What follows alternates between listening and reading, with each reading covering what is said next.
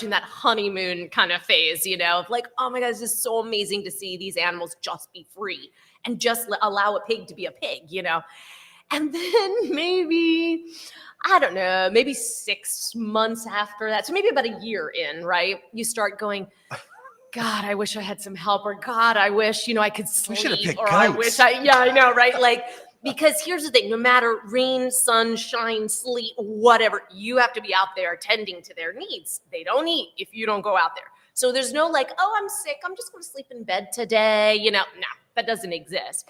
So building the team and the network and the support around you was like really important. So I have been quite fortunate to connect with various student groups at University of Miami that have sent some volunteers over. Plus then just again, like local vegans who are like, oh, there's a sanctuary 15 minutes out of town. Great. Let me go help, So I have now finally started to build up a really nice group of volunteers who are just lovely and reliable. And did you just travel for the first time? Yeah, so I won't say the first time. Okay, However, okay, I made a promise to my husband, like this year, my goal 2023 was self-care, because for 2 years it was like momentum was just in creating my passion, right? So then I said, okay, this year we'll actually travel, we'll do some things and have some of our own, time. So yes, now I have trusted volunteers who know what they're doing, who I can rely on, and they come in and help and take care of something. And you got those cute piggy cams. Yes, you can check I know. There's a piggy cam? I have cameras everywhere. Yeah. So some people come and go, oh my God, you have cameras, and they start to feel weird. But I'm like, no, really, it's for it's for the animals and the care, because let's just say one is ill or sick, or let's say when you're introducing animals to each other, when you're not around, they're going to behave certain ways thinking no one's watching, So it's really amazing to learn and observe their behaviors of what's going on. Yeah. And also at one point too, I was concerned about predators maybe on our land. Yeah, that kind of thing. Now with the large hogs, we don't have to worry about it because our big girls are 700 pounds, right?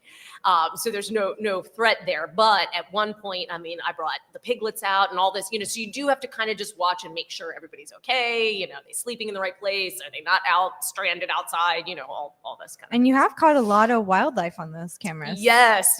So we did put up trail cameras to actually see what wildlife do we have. So, you name it. We've got black bear, bobcat, coyotes, all kinds of things running through our property, because our property actually goes up a mountain a little bit as well. So love it. How did you settle on pigs and bunnies?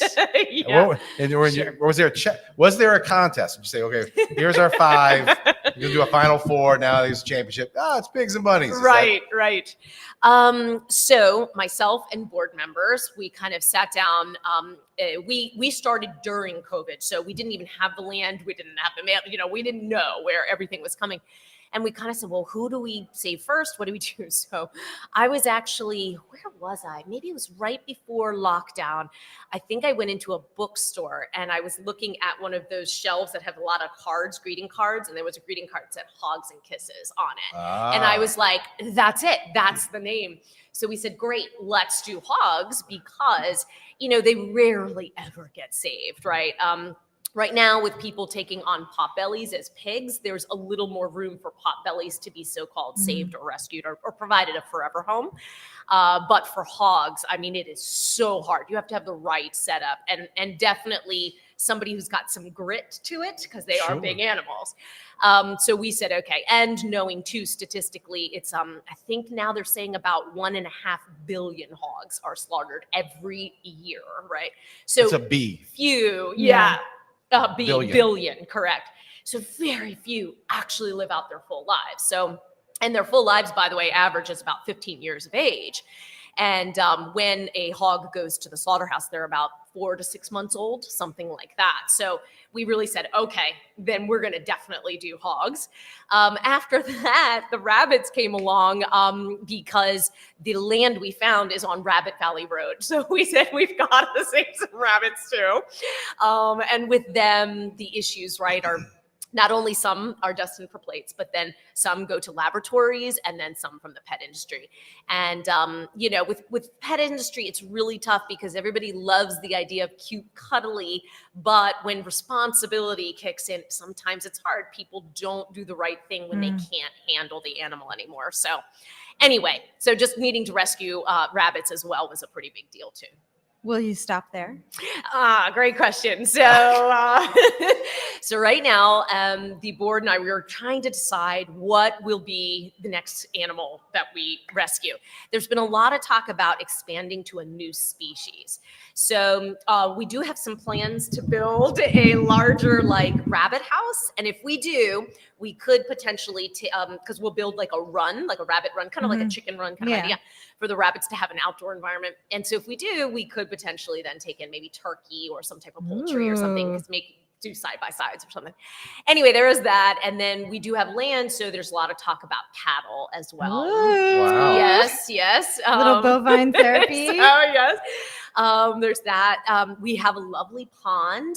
However, at this moment, the wildlife are really enjoying our pond. So I'd hate to, because if we were to do waterfowl, you have to really predators. So you'd have to do a lot of protection. And I don't know, that would keep out wildlife, you know, so I do want to have a good balance of being able to support and not supplant the wildlife that's there in our property. So yeah, for sure. I think that's a big part of having land is being a steward of what's already there. Yes, correct. Exactly. I mean, my husband goes crazy because, you know, even things like stink bugs and the little lady beetles that come and like come and infest your house or your garage or whatever, I will not let him kill them at all. And he's ready to kill me. I mean, literally, this man, I swear to you, he definitely loves me because he bought a stink bug vacuum. Oh my gosh, that kind of keeps them alive. Kind of you suck them up and then you go and you release them somewhere else. Oh, he was cursing me the whole time. I know. He's so cursing and having me babies all the time. Lots of babies. I am that crazy lady. Yes.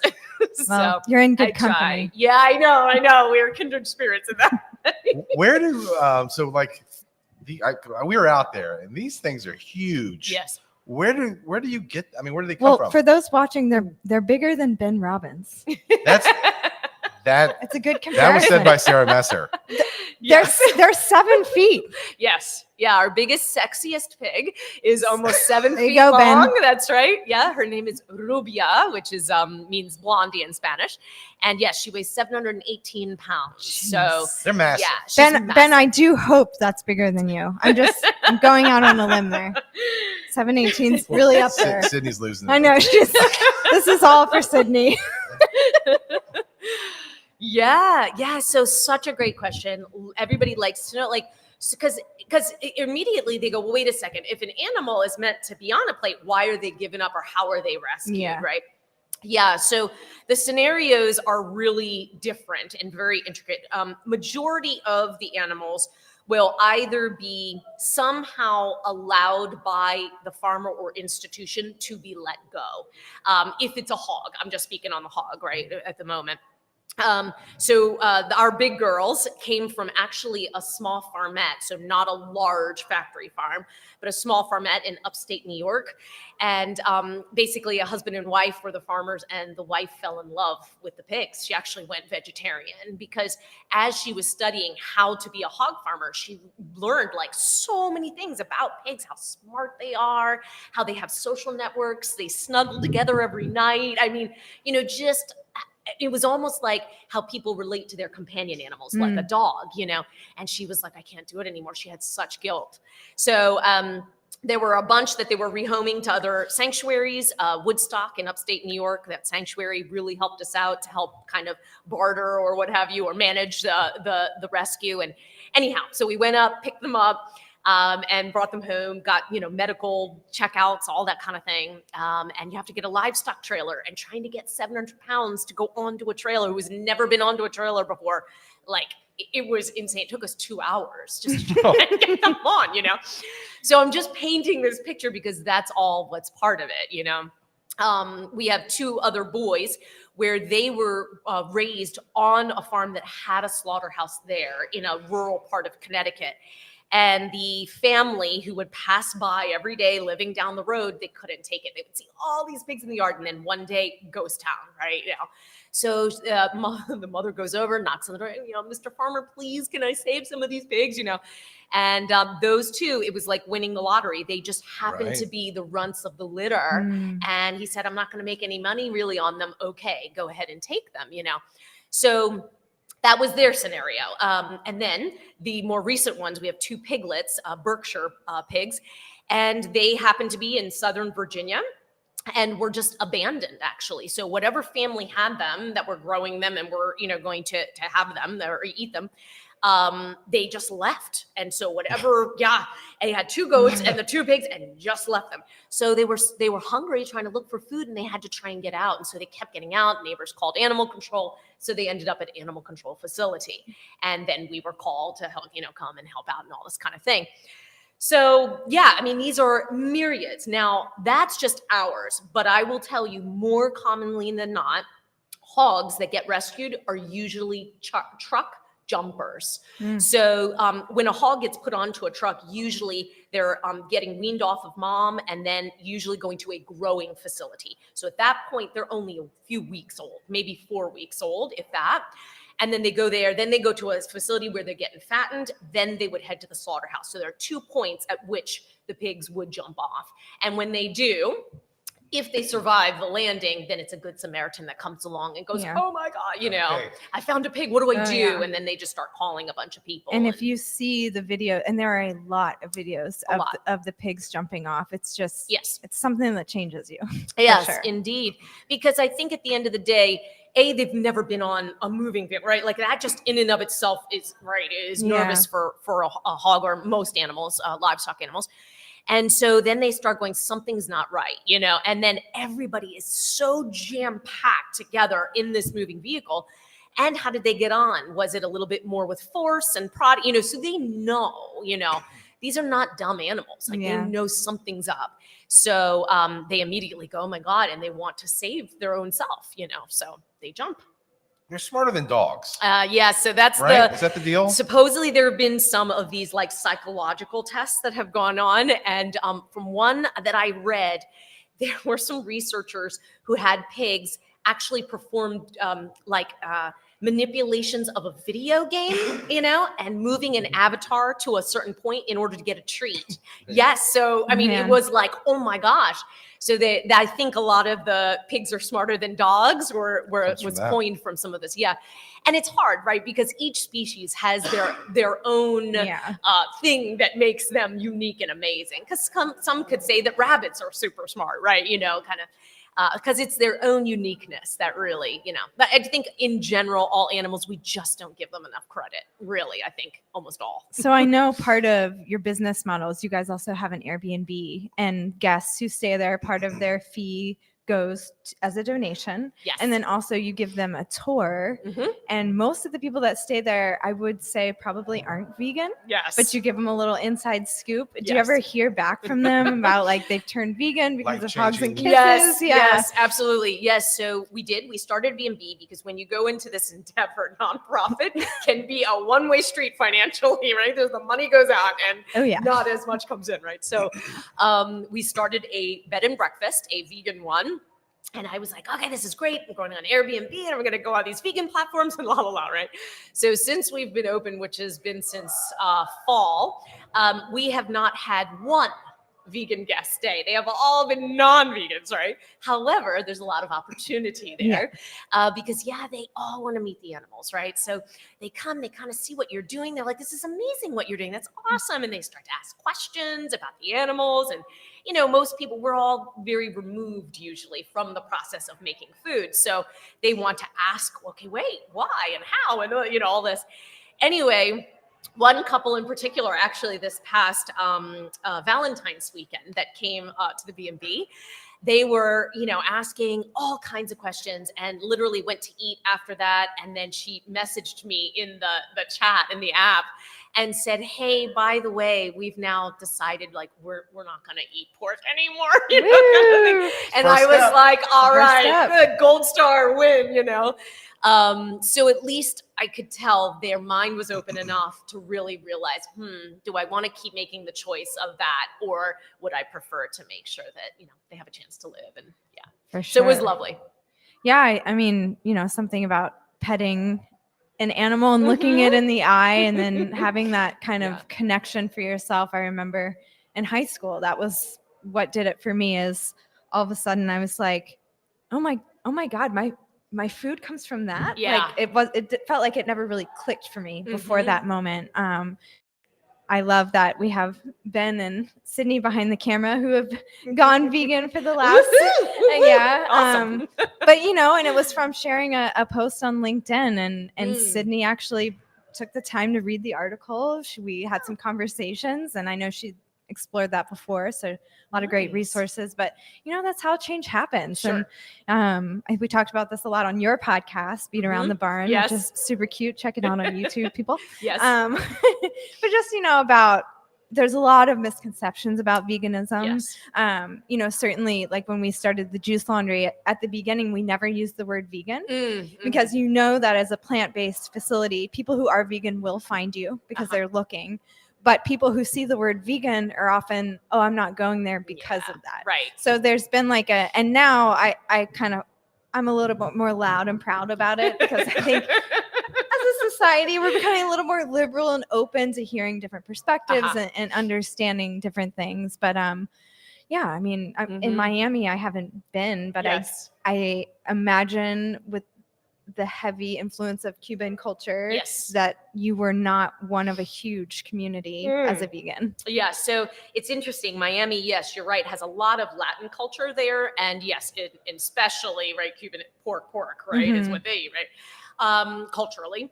But at the same time, you have this transient population because they're coming for the glitz, right? And they're coming for living on the beach. And a lot of them are extremely body conscious people.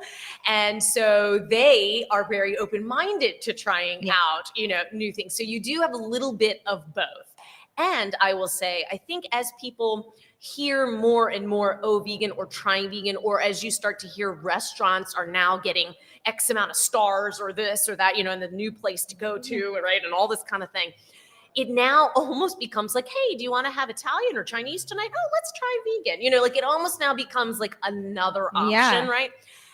For the more militant vegans, right? We're a little more like, no, we don't want it like that, right? But on one hand, at least I think it's progress, right? There's some credit towards having people be more open-minded. And I think if we can even just reduce the number alone of animals that end up on plates, if we could just reduce. So while Meatless Monday is a marketing term, right? At least it's doing something, I think, right? To help people go, oh, is there a different option that I can try, Not a vegan, but we do Meatless Mondays. Okay. And I feel like I'm at Botanical Fair 87 times a week. And we always round up. And you know what? Right on. Always round up. That's right. So Botanical Fair, really awesome.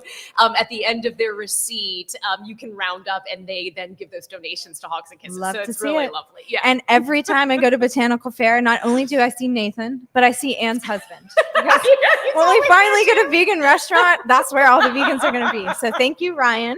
And also they're opening Crozet this summer. Yes, they are. And what's cool, really?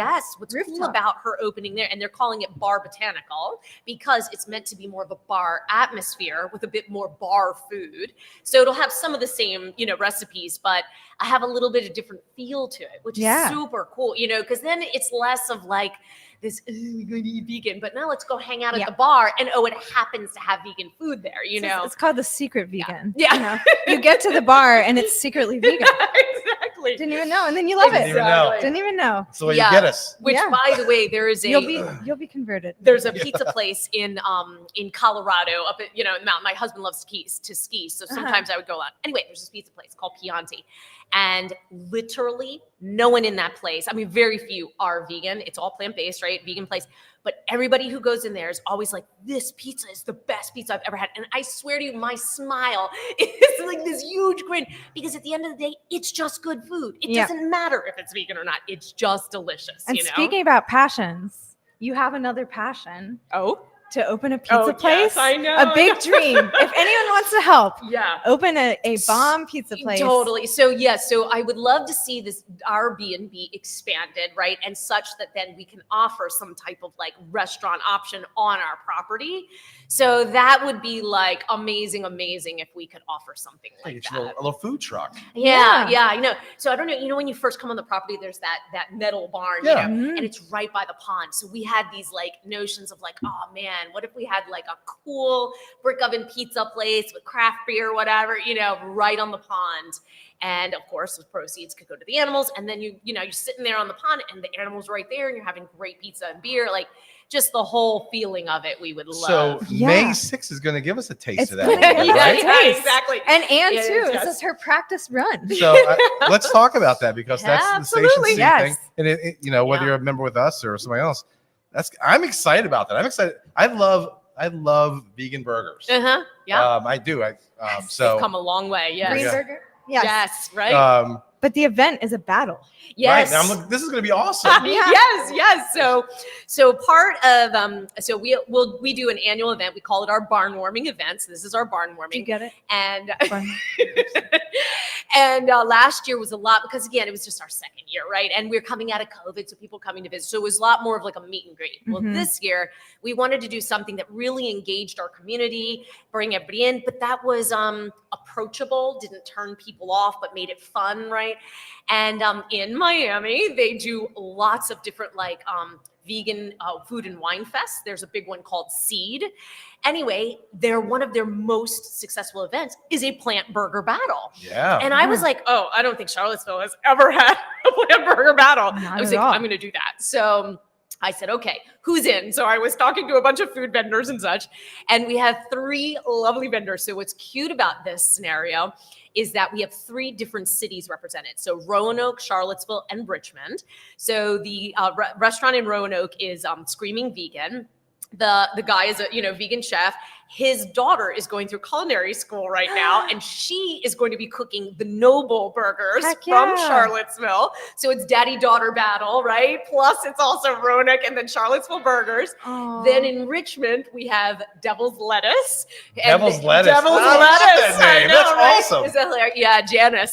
And she started, yeah. So, and they're so lovely. They have a small little kind of like ma and pa feel right to their place.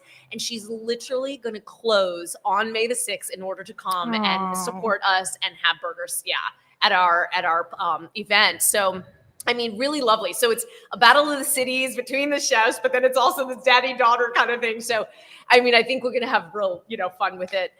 Plus, so many other businesses have supported us. Champion Brewing has donated. Duck Donuts has a whole line of vegan donuts. They're going to donate as wow. well. Oh, Yeah. yeah. Juice Laundry, woo, woo. And then a bunch for raffles too. So we've got like movie tickets for raffles, a free stay in our B&B as Oh. well. We'll have a lottery ticket basket. I mean, so we're going to really do it up and have lawn games.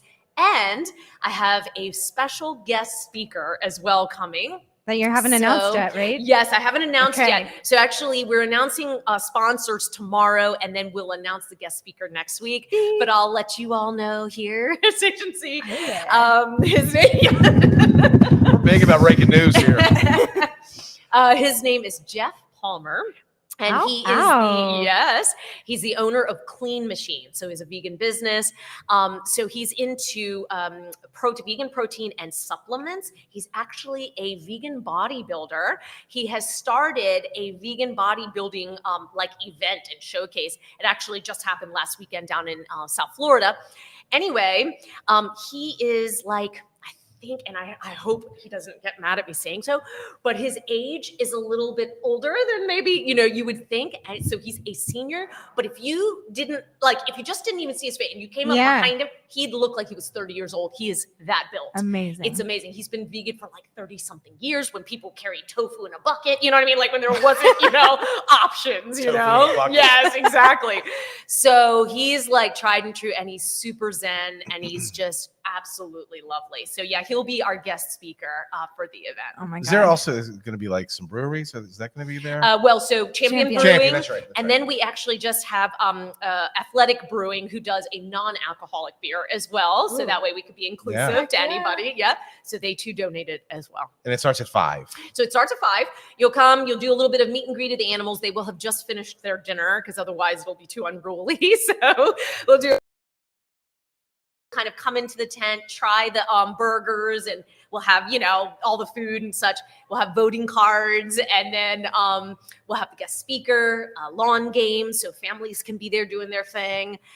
Then we'll have the raffle prizes, and then at the end, we'll announce the winner, and we have a plaque for the winner as well, the vendor, so they can hang it in their restaurants. So at Station C, we got 25 tickets. 25 tickets. 25 Yeah, tickets. going So fast. if you're watching Woohoo! this and you haven't claimed your tickets, do it.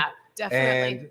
Or And just which, go- by the way, we are 90% sold at the moment. Heck And Nice. yeah. early bird pricing ends on Friday this week, and then we'll keep bumping it up towards the event. So you all just go got get your in ticket. at a great time. Yeah. Yeah, go get the ticket. Yeah, get a ticket. It's for a great cause. Right. Yeah. So if you got a +1, buy your ticket. Yeah. Right. Going like hotcakes.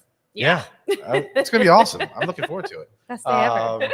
That's Saturday, Yes. the 6th, 5 p.m. Thank There you. you go. I got my cue There cards you already. go. Yeah. So I think that's about our time for Yeah. today. If we want to learn more about Yes. hogs and kisses, Yes. where do we go? Absolutely. So it's just hogsandkisses.org. That's our website. And then, of course, we're on Instagram and we're on Facebook as well, YouTube also. So you can always check us out. We give a lot of updates on our social media of the animals. Oh, yeah. Yeah. You get to see those Monday, cams. Twisty Tail Tuesday, Wildlife Wednesday. Yep. This that Thursday, and FAQ Friday, where we address misconceptions about animals. So definitely check us out. All right.